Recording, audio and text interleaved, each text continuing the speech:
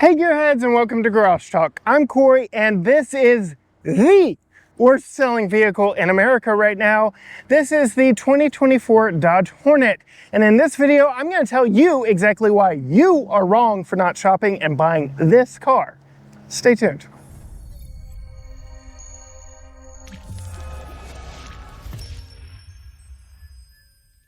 One of the first reasons you want a Dodge Hornet is because it is the most fun to drive in the segment. And with all-wheel drive and a turbocharged four-cylinder and some Pilot Sport all-season tires, you really can drive this like you stole it.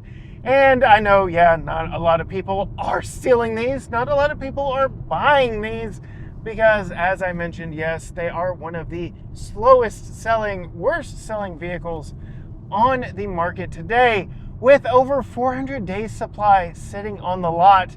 Yeah, these sadly are not widely sought after, and I think I know exactly why.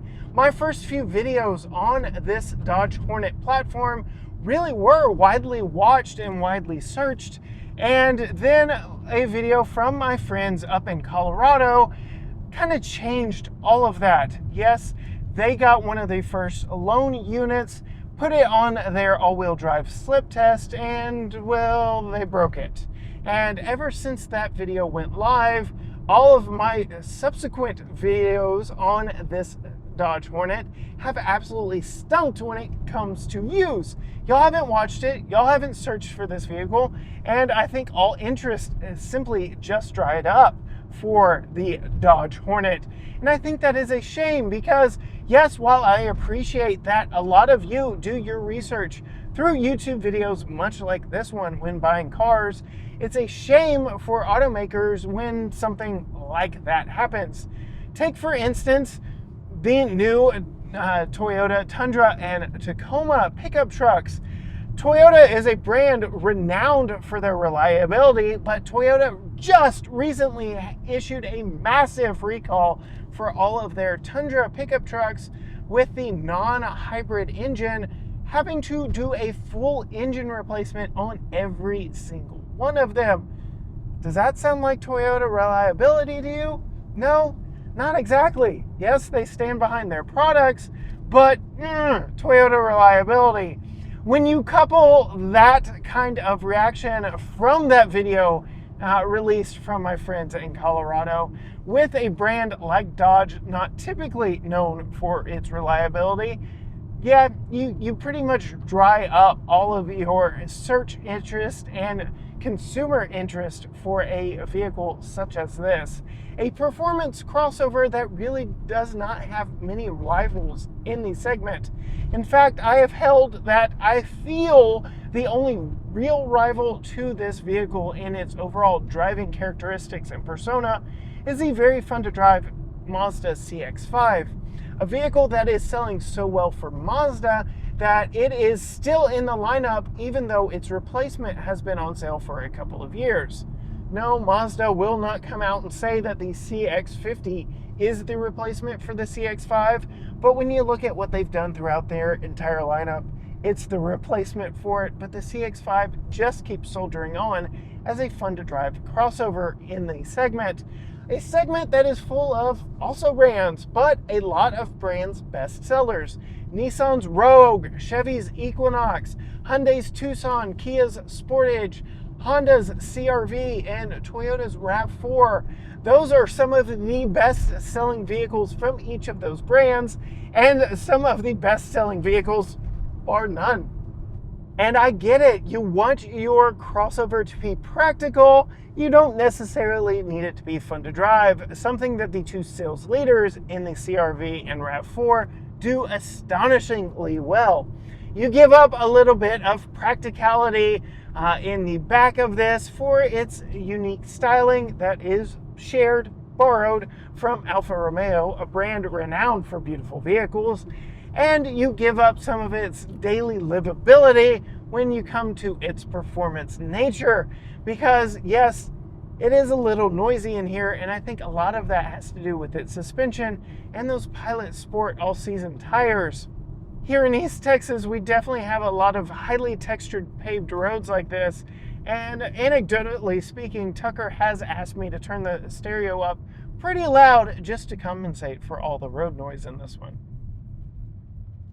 But when you mash on the pedal, this thing will move and scoot. And this is essentially a base model. This is the GT. This isn't even the performance merited RT version, which yes, is a plug-in hybrid. This GT has to deal with just a turbocharged 4-cylinder, but it puts power down to all 4 wheels and has more power than most other vehicles in the segment. In fact, Dodge is touting it as the quickest, most powerful crossover in the segment, to which, yeah, there really isn't much competition. And perhaps the last reason why I don't think these are selling in the numbers that Dodge wants them to, or really in the numbers that anyone in the industry thought they would, is not because it's a terrible car, but because what is happening at Dodge. First and foremost, this is a little nondescript on the styling. Every time I've pulled up somewhere, everybody's been like, well, what is it? They don't recognize the 2 hash marks as the new Dodge logo, even though Dodge ditched the ram head many years ago with their last new vehicle in the Dodge Dart. Nondescript styling is one, even though, yes, I can see some Charger and Challenger up front and in the rear. The other reason is, well, let's face it, Dodge is kind of losing its identity that it's been known for, well, the past decade or more. It has been known for tire shredding V8 muscle cars, and well, this ain't that. Yes, they've got the Journey in their recent past. Yes, they have the Caravan in their very recent past. But really, the brand made a name for themselves with the Challenger and the Charger, most notably with that Hellcat V8 under the hood and that crazy Banshee whine that comes when you really lay into it and wind up that supercharger. You don't get that here in the Hornet. Yes, it is still a fun turbocharged 4-cylinder that is very interesting and engaging to drive on back roads, but it ain't a V8.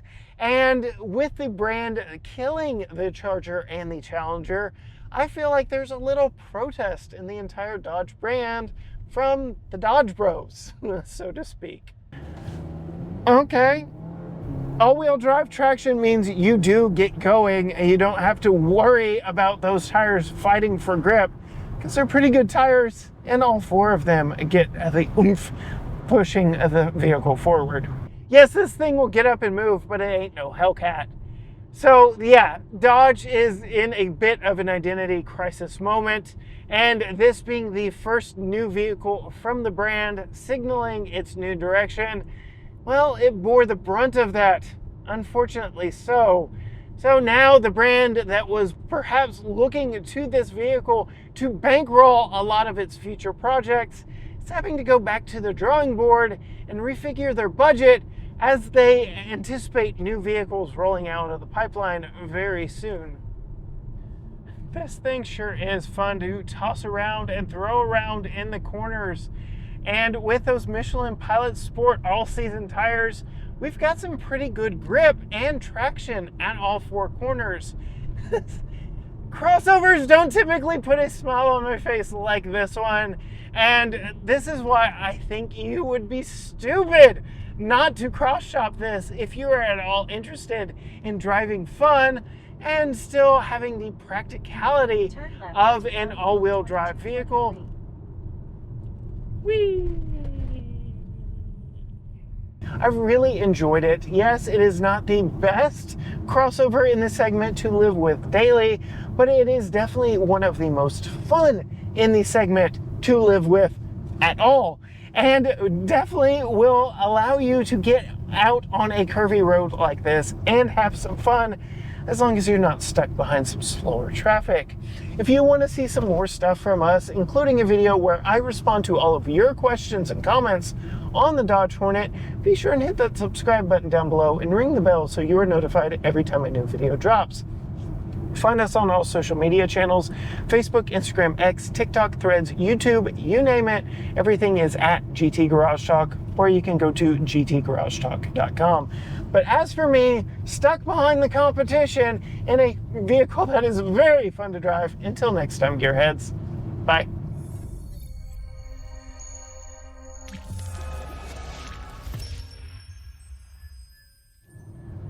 Gosh, you ruined my entire video by pulling out in front of me. Ruined my entire video.